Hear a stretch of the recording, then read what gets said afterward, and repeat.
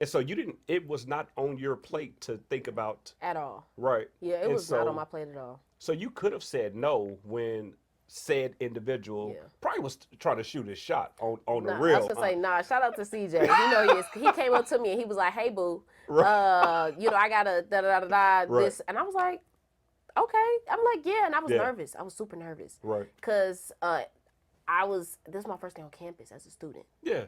and to me, everybody in there looked grown. Yeah. It was like it was like a lot of the black students was just hanging out Yeah. at a certain event.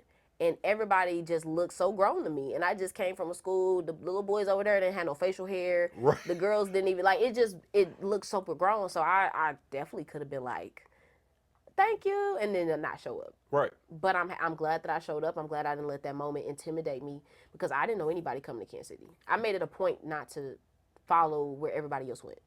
So I started a brand new everything here. I remember being in my dorm room, literally like one of the first, probably sometime during the first week, and I called my mom, and I was just like, because anything I call her and be like, hey, can you pray over me before I do X, Y, and Z? Amen.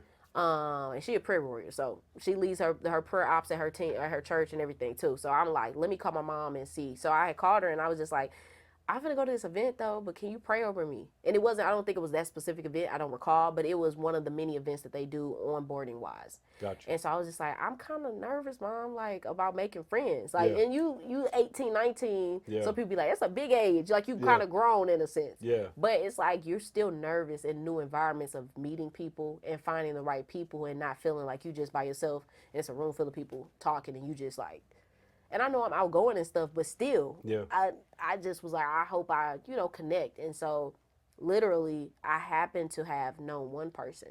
This was not planned. Right. She was a best friend of mine when we were 2 years old. Best friends at 2 is crazy. That's crazy.